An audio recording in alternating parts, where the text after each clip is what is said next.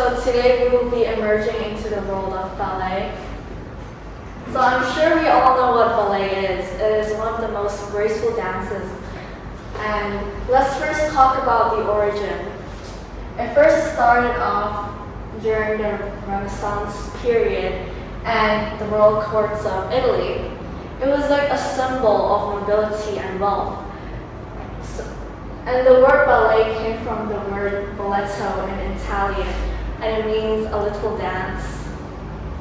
So it first started off in Italy, and you may wonder, like, how did it start going?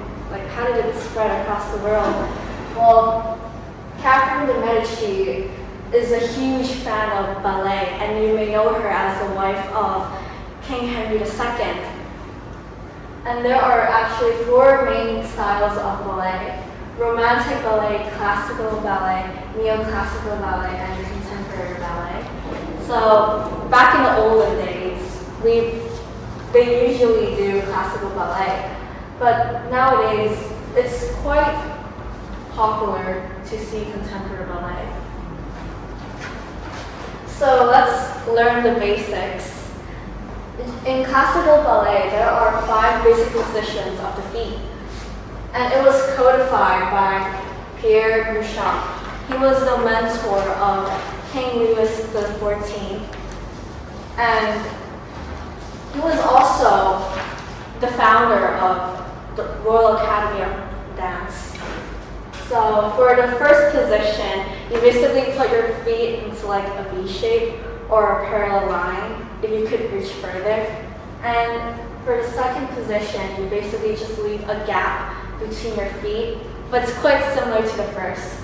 And for the third position, you can think of it as like a lightning shape. So you put one of your foot in front of the other. And the fourth is when you leave a gap between both of your feet. And the fifth is basically a more advanced version of the third.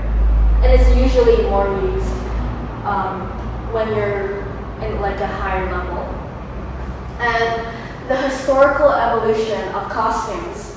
So back in the royal courts of Italy, people used to wear heavy-heeled shoes, but now they don't. They switch to pointed shoes.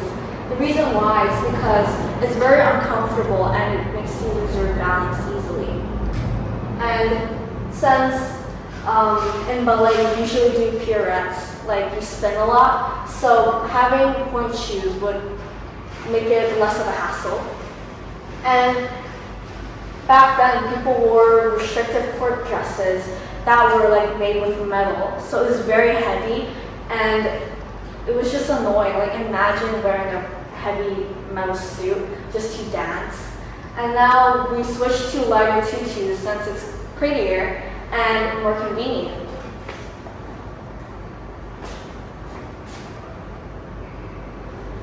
So let's talk about the famous masterpieces of ballet.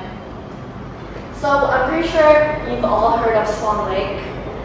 So Swan Lake, the Nutcracker, and the Sleeping Beauty were all composed by the famous Tchaikovsky. Let's first talk about Swan Lake. It was made in 1877. It focuses on a very beautiful princess swan named Odette. So she was cursed by an evil sorcerer.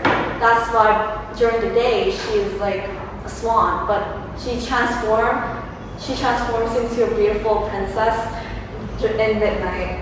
And one day she met a prince named Siegfried. And in order to break the curse, she has to find a man that swears to love her eternally.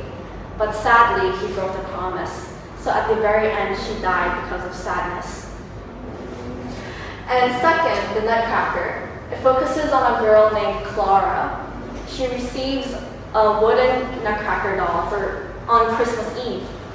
And at midnight, he came alive and helped defeat the evil Mouse King. And at the very end, he transformed into a very handsome prince and took her on a trip in the magic land of sweets. And thirdly, we have the Sleeping Beauty. It's basically quite similar to the Disney movie, But instead, in the ballet, he didn't fight a dragon just to be with the princess. And I think from all of these ballet dances, my favorite would be Giselle, since it's very unique. It focuses on a girl named Giselle, and she was a very unprivileged girl who grew up in the village. But one day, she met a disguised nobleman, and sadly, he betrayed her because he had to marry a very wealthy woman. So once she found out, she got really mad, and she danced until she died. But then, after her death, he felt very guilty, so he decided to visit her grave. And they danced together, full of forgiveness and sorrow. But since it was in like a forest, so it was quite scary, and it was full of vengeance spirits. And even though he betrayed her, she still decided to protect him from the other spirits. So I think it symbolizes true love. So I think ballet it deserves a lot of appreciation, since it's like storytelling, because it is very deeply expressive. I think a dancer's body acts as like a canvas, since every single movement speaks louder than you think. And it is also the illusion of defying gravity. Because if you compare ballet to other types of dances like hip-hop, jazz, I think ballet is the most precise, since not everyone can perfect ballet. And I think it's also very unique and iconic, since it is very old, and everyone still chooses to watch ballet, and I think that's really great and amazing. So yes, this is the